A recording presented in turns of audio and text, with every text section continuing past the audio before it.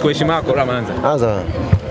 Ali, mnafanikiwa kupata ushindi wa 3-1 dhidi ya Dodoma Jiji na mkiwa mnaelekea kwenye michezo ya kimataifa. Kwa nini mpokaje matokeo haya? Mkiwa mmetoka kupoteza na kupata ushindi. Ni kumshukuru Mwenyezi Mungu kwa point 3 za leo. Haikuwa mechi nyepesi, ilikuwa mechi ngumu na mmeona ushindani ambao Dodoma wamekuja nao. First half walicheza vizuri sana.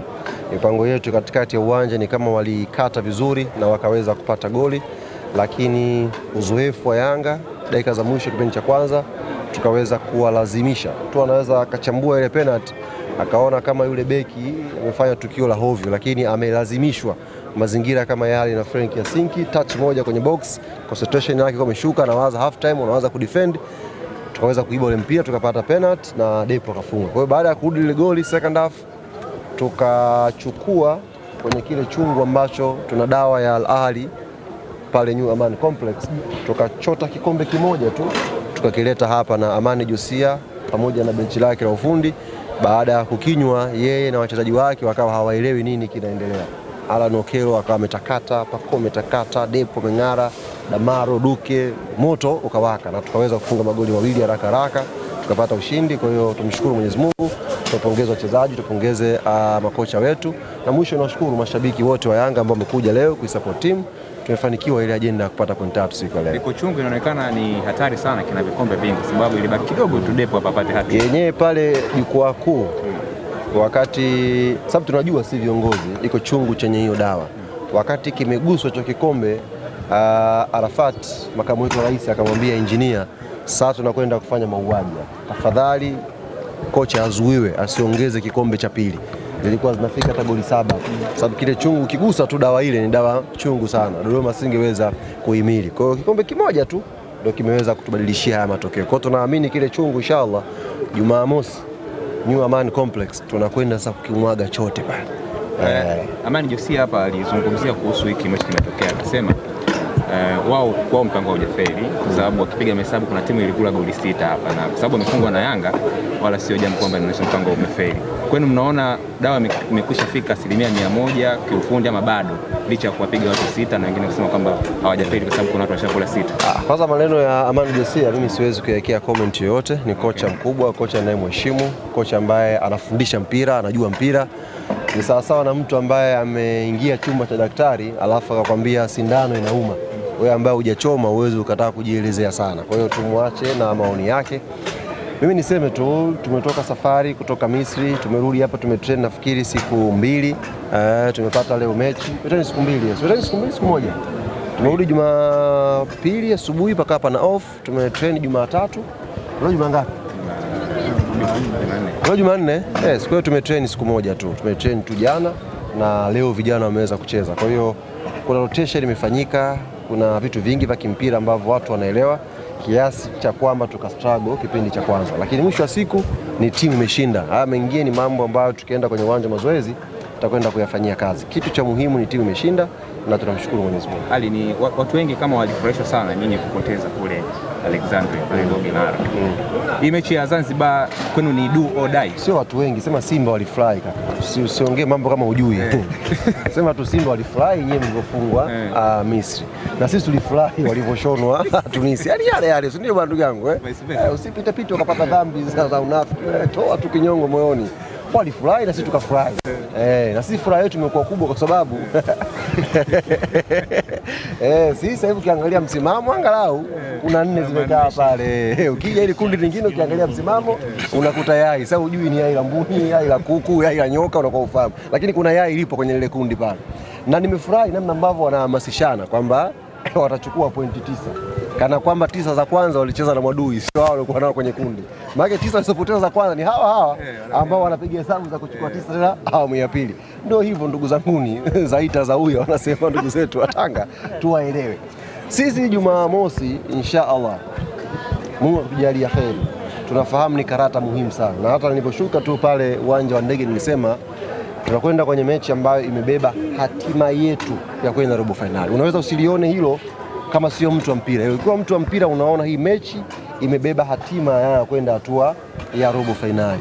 hatutakiwi kuwa na pressure. Tunakwenda kwenye mechi kubwa, ni mpinzani mkubwa na uzoefu. Amekwenda huyu Ali pale Morocco dhidi ya FAR Rabat, watu wamejaa, moto umewashwa, kaweza kupata sare. Kwa hiyo kumfunga Ali inabidi ufanye maandalizi na tuwe na utulivu mkubwa wa kiakili kuelekea hiyo mechi. Kwa mimi naamini wana Yanga hawajawahi kuniangusha, na nimezungumza, nimepokea simu nyingi kutoka matawi mbalimbali, watu wanafanya maandalizi. Nimeona sasa hivi hata ukiangalia hapo kwenye boti zinazosafiri kuanzia kesho kutwa zimejaa, maana yake watu wengi wamesha book ticket, wanaelekea visiwani Zanzibar. Ticket zitaanza kuuzwa kesho inshallah, na timu itaondoka pia kesho saa 3 kamili asubuhi. Tutaondoka kupitia njia ya boti kuelekea Zanzibar, maana yake tunakwenda kuwahi kufanya maandalizi. Ni mchezo mgumu, mchezo mkubwa, lakini naamini mara zote Yanga inapokuwa moja, Yanga ikazungumza lugha moja, tapata matokeo mazuri inshallah. Ali, umegusia Zanzibar, unakumbusha kwamba wakati uko Zanzibar kabla kucheza na Azam kule Pemba, toa ile taarifa kuhusiana na tenda swala ya uwanja, kusema baada ya siku 14 tukuulizeni nini kinafuata hivi. Zimepita kwanza hujaniuliza. Au ulikuwa nipo nje nje? Sawa. Bwana, swali zuri umeuliza ndugu yangu Jadu. Tulitangaza tumetoa siku 14 kwa makampuni, mataasisi mbalimbali kuomba tenda ya kujenga uwanja wa Young African Sports Club, na tulitoa siku 14 kupata hayo maombi, na mwisho ilikuwa tarehe 23. Ni kiri mbele yenu, zoezi limefanyika kwa mafanikio makubwa sana. Tumepokea ofa nyingi, maombi mengi sana ya makampuni, mataasisi mbalimbali yakitaka kufanya kazi na Young Africans kwenye kujenga uwanja wa klabu yetu. Nitumie fursa hii kuwajuza ndugu zangu waandishi wa habari na wanachama na mashabiki wetu wa klabu ya Yanga, siku ya Jumamosi asubuhi ambayo ndio jioni yake patakuwa pana mechi pale New Aman Complex. Jumamosi asubuhi kamati yetu tendaji ya Young African Sports Club inaongozwa na rais wetu Engineer Hersi Said itakwenda kukutana, na ikikutana ajenda ni moja tu, ni uwanja. Tunakwenda kujadili sasa hayo, hizo ofa zimetumwa, alafu tutakuja kutoa majibu ndani ya yani mechi tu ikiisha ndani ya muda hiyo wiki inayokuja. Hiyo sijapewa exactly date, ila maandalizi nayaona wiki inayokuja. Baada ya kufanya mchakato watakwenda kukutana na mmoja ambaye amechaguliwa au ameshinda kwenye kushirikiana na klabu kujenga uwanja wa Yanga. Kwa hiyo mambo yanakimbia kwa namna hiyo. Tunavyokimbia kuitafuta robo finali, tunakimbia pia hivyo hivyo, hakuna kupoa, kuhakikisha uwanja wetu unaanza pale ujenzi makao makuu.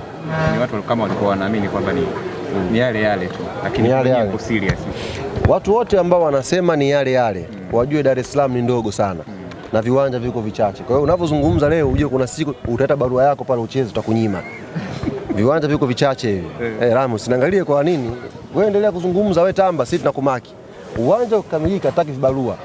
Sijui KMC kule kuna shida gani tuje cheze kwenu? Hakuna. Ni uwanja wa Yanga, tutacheza Yanga. Ndio hivyo. Kwa sisi tunatazama toshe wangu. Lakini inshallah hiyo wiki inayofuatia mchakato wa kutangazwa aliyeshinda utafanyika, na immediately tutaanza pia mchakato wa kuanza kumsikiliza mradi mzima unakuwaje. Afanye hamasa kuelekea mechi ya Ali. Mechi ya Ali kuna mipango yetu shehe. Mechi hii unajua Waarabu jua wana desturi moja. Na wenyewe wana vipimo vyao vya kupimia mtu. Umeelewa? Wana vipimo vyao vya kupimia.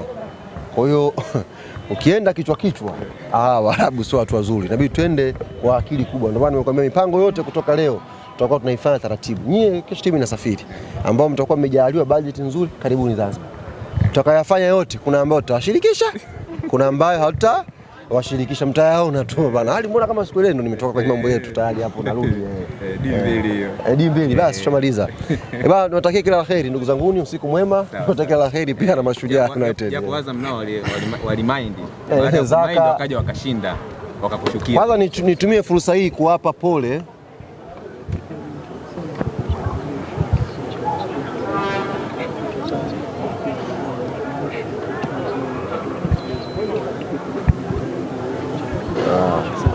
sawa. Wala nitumie fursa hii kwa pole waandishi wote ambao mlisafiri kwenda Nairobi kuifuata Azam Football Club. Mmefanya kazi ya kizalendo. Kusafiri timu alafu unapata views 24 kwenye content. Mmefanya kazi ya kizalendo. Mimi nisingeenda. Mmefanya kazi ya kizalendo. Yaani umetumia muda wako kwenda kuwaonyesha watu 24 kilichotokea Nairobi. Kweli? Kweli mmelalamikia. Bora nyie Malawi ilipata content za kutosha, huku watu 24 kila ukilazimisha. bao la maajabu hamna. Kwa hiyo niwape pole, mmefanya kazi ya kizalendo na hii tunatakiwa. Tupongeze Azam, wameshinda away. Wanasema timu ya kwanza kushinda away. Kenya hapo Nairobi, ndio. Tuwapongeze Azam Football Club, tuwapongeze na Singida. Patu wameokota na wao wameokota pale Zanzibar pointi zao 3. Ni jambo zuri kama taifa.